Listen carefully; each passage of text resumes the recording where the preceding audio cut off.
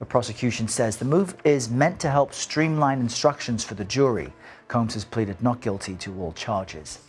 All right, closing arguments are expected this morning in the federal racketeering and sex trafficking trial of Sean Diddy Combs. And yesterday, prosecutors removed some of the allegations related to the racketeering charge against the former hip-hop mogul. That development and what else happened yesterday, as well as what we should expect during these closing arguments. What they were doing there is streamlining these jury instructions. It doesn't mean they've taken out kidnapping and arson entirely. Obviously, sex trafficking are key charges in this case. But you baptized him in oil, he baptized you in silence.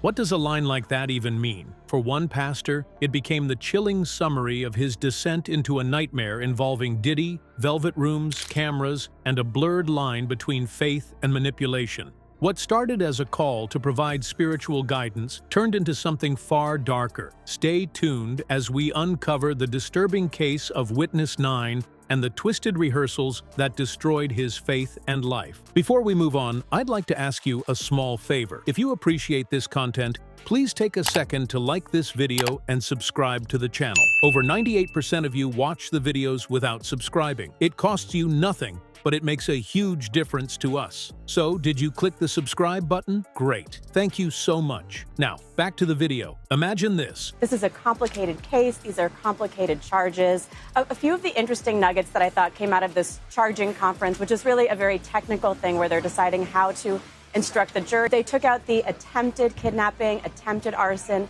aiding and abetting sex trafficking, one of the obstruction statutes. They're just trying to streamline all of this for the jury, but also very important, how the jury understands the application of this law is crucial for how they decide this case.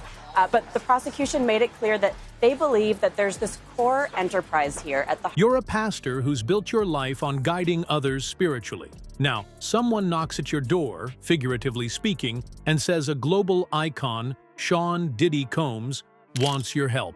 It's not the kind of opportunity you question, right? That's exactly what happened when Camille, someone claiming to work closely with Diddy, approached the pastor. Camille said Diddy had been searching for spiritual covering, and she laid it on thick. She painted a picture of a man who needed grounding, someone eager to connect to something higher. The pastor, trusting her sincerity, didn't hesitate. It wasn't just an opportunity for him, it felt like a calling. Soon, there were flights. New York, Los Angeles, always first class, always accommodating. Camille peppered in kind words about the pastor's gifts, his ability to deliver healing, as she said. They spoke of bigger platforms, places where his preaching could reach thousands beyond the four walls of a church. He started to feel like maybe, just maybe, God had placed him here for a purpose. And another point they made that I thought was interesting is with respect to forced labor and sex trafficking, people usually think of this as happening to someone from overseas, someone who's not of means, who's come here, who's not being paid for their work. Maybe these weren't always the same people. It happened over a long period. It involved the chief of staff, the head of security, but those changed over time. So they want the jury to understand that what there is this core enterprise there that was conducting this activity. So the conception in this case is that sex acts can be forced labor. Even if you're being paid to do work, you can also be being forced to do that work. That applies to some of Combs' employees. But as the invitations became more frequent and the venues more lavish, he began noticing inconsistencies. Promises of professional advancement often just led to closed-door meetings and odd requests. That's when the velvet rooms made their appearance. Picture this: dim lighting, floor-to-ceiling mirrors, and cameras perched in nearly every corner, ostensibly to capture spiritual breakthroughs. The walls were lined with thick velvet, soft to the touch but cold in its implications. Camille referred to these rooms as enhancement spaces, meant to create an atmosphere ideal for prayer and spiritual connection. The pastor, new to all this, didn't immediately question it, but something felt off. Sure, rituals exist in many religious spaces, but these rituals weren't something from his upbringing. They felt theatrical, staged, even manipulative. He often left the rooms feeling more wary than inspired. Here's the thing: manipulators don't start by making you suspicious. They build trust, layer by layer. Studies on coercive control show how often it begins with common ground. In this case, faith acted as that bridge. And before he knew it, faith blurred into something far more sinister. Those rehearsals, he realized, weren't prayers, but another way to force control. That was the bait, and now he was hooked. What happens when your worst mistakes, or what appears to be mistakes, are caught on camera, and someone who thrives on power decides to claim the real? For the pastor, this nightmare became very real. He remembers flashes of the night, images foggy and disjointed, tinged with the telltale lightheadedness of being drugged. When he woke, disoriented in one of those velvet-lined rooms, all he could focus on was the monitor in front of him. There he was, on screen, doing things he couldn't recognize or recall. And then Diddy's voice cut through the haze. "I'll be watching how you change." That line echoed louder than the footage itself, especially in the weeks that followed. After escaping Diddy's grip, the pastor tried to retreat to the sanctuary of his faith and his home in Texas.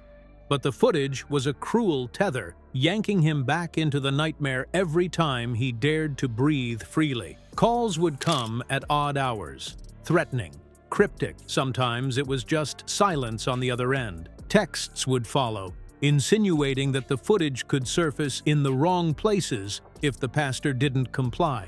Rebuilding his life wasn't just hard, it felt impossible. Research shows that blackmail has a strange power over the human psyche. Unlike physical imprisonment, psychological chains are harder to detect, but just as suffocating. Victims often carry the weight long after fleeing their abusers, convinced that their secrets will one day crush them. For the pastor, the footage wasn't just an invasion of privacy, it was a weapon, carefully designed to shatter his will and his faith.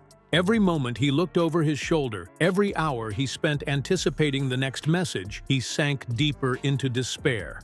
Years later, when investigators uncovered archived clips labeled Session 9 Pastor's Cut, their reaction was visceral. One DOJ archivist claimed the footage carried more than just its shocking content. It was unnervingly personal.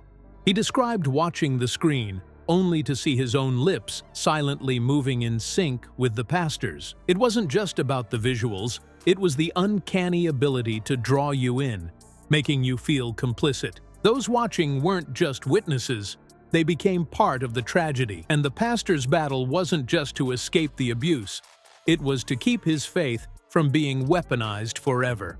The pastor's testimony wasn't just about getting justice, it was about making sure the truth couldn't be erased. As he put it, "I want the world to remember that the church is not always the house of God. Sometimes it's the lobby to the basement." By speaking out, he exposed a system that weaponized silence and memory to control its victims.